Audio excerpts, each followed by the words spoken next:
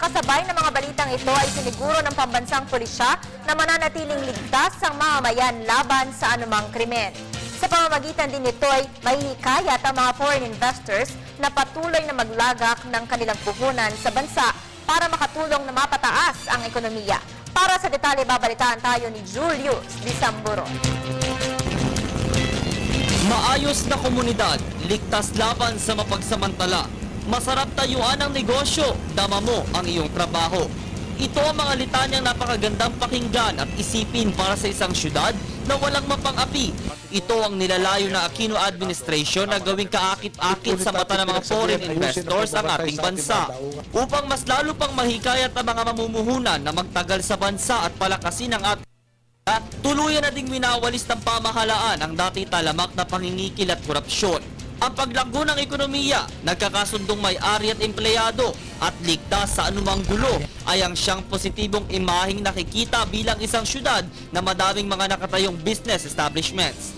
Kaya nga ba ang pambansang pulisya ay todo ang isinasagawang anti-crime prevention sa buong bansa?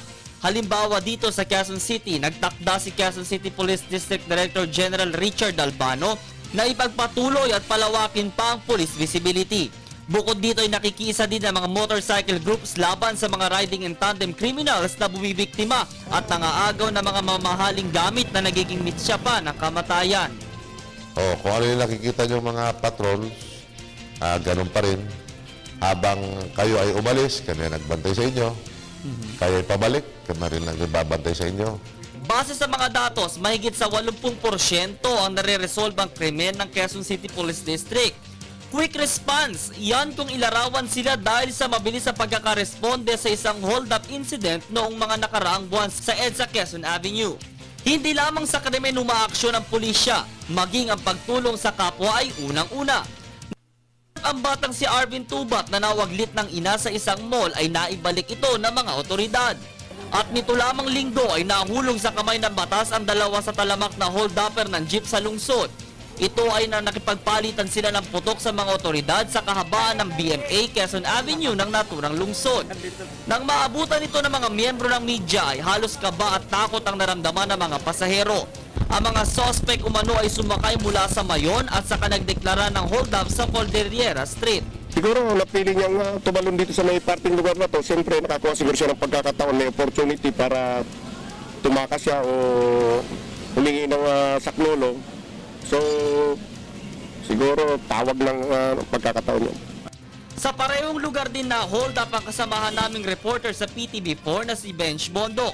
Noong buwan ng Mayo, ayon sa kanya, madaling araw ito nang sila'y tutukan ng patalim at saka kinulimbat ang gamit. Nung nakita ko talaga yung kutsilyo, ang laki talaga. So, talagang wala na akong choice, ibinigay na namin talaga yung mga gamit namin. Hearing the news, na-relieve ako kasi medyo nabawasan yung takot on my part at sa iba pang mga commuters kasi it's a good effort. It was a job by the QCPD yan sa pamuno ni Director Albano.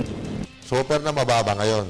Although itong mga nangyari na to, halos nasolve naman lahat ito. Ito yung mga nakalatag para bantayan itong mga commuters. Pati yung mga jeepney kung saan sumasakay. Kasi baka mamaya doon naman sila sumalisi. Sabi nga ng aming district director na si Police Chief Superintendent Richard Albano, tumigil na kayo kasi nandyan lang kami sa tabi-tabi at mag-ingat kayo. Sinisiguro ng pamahalaan na simula sa iyong paggising hanggang sa iyong pagkakahimbing ay ligtas ang bawat mamamayan. Kung ganito ang aksyon ng mga otoridad ay mananatili ang mga local and foreign investors sa ating bansa na mamuhunan at makatulong sa pagpapaunlad ng ating ekonomiya. Para sa Telebisyon ng Bayan, ako si Julius Disamburon.